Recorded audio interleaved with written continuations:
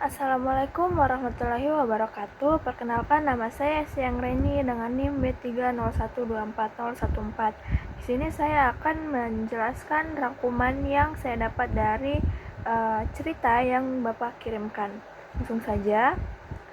Kisah Maryam di bawah pohon kurma bukan sekedar adegan spiritual dalam Al-Quran, melainkan jejak panjang narasi yang telah melintasi berbagai komunitas, teks, dan tafsir selama berabad-abad. Dalam versi Al-Quran abad ke-7 Masehi, kita melihat Maryam yang sendirian, menahan sakit melahirkan di padang tandus, bersandar pada pohon kurma yang mengguncangkan dirinya dan menjatuhkan buah segar. Sementara air mengalir di sampingnya. Adegan ini terasa kuat secara visual dan spiritual. Namun, ternyata jejaknya jauh lebih tua dari Islam itu sendiri.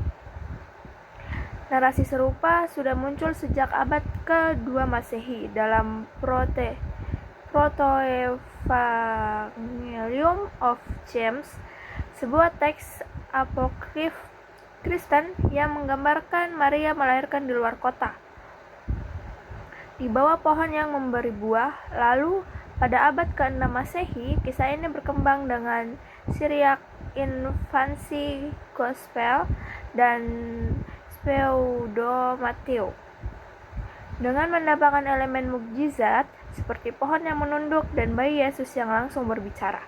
Tradisi Kristen Timur memang gemar menekankan keajaiban sebagai penegasan keilahian Yesus. Cerita-cerita ini kemudian menyebar ke Jazirah Arab melalui komunitas Kristen Suriah, Nestorian, dan Yahudi Kristen yang tinggal di Yaman, Najran, hingga Mekah. Melalui jalur perdagangan dan interaksi sosial, kisah-kisah non-kanonik ini beredar secara lisan dan menjadi bagian dari memori budaya masyarakat Arab sebelum Islam lahir. Ketika Al-Quran lahir, ia tidak sekedar mengulang cerita lama, melainkan melakukan reinterpretasi yang sangat khas. Yusuf dihilangkan dari narasi, menegaskan kelahiran tanpa ayah. Isa diposisikan sebagai nabi, bukan anak Allah. Maryam ditampilkan sebagai sosok suci yang mandiri, bukan sekedar ibu dari tokoh mukjizat. Ini bukan hanya perbedaan teologis, tapi juga pergeseran cara pandang terhadap perempuan, kesucian, dan peran spiritual dalam masyarakat baru.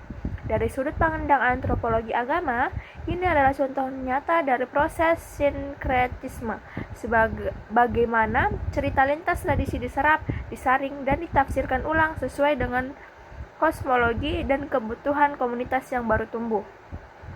Fenomena ini bukan hal yang asing dalam budaya kita. Kisah Sri Kandi misalnya, dalam versi Mahabharata India, adalah tokoh yang bertukar kelamin dengan yaksa. Namun, ketika masuk ke Jawa, ia dimodifikasikan menjadi wanita perkasa yang tomboy, lalu dinikahkan dengan Arjuna. Ini bukan manipulasi, melainkan penyesuaian agar cerita lebih relevan dengan nilai lokal dan kepentingan penguasa.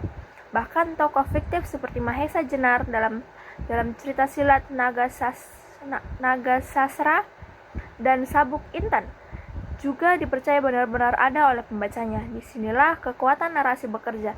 Ia bukan sekedar teks, tapi juga keyakinan, imajinasi, dan identitas.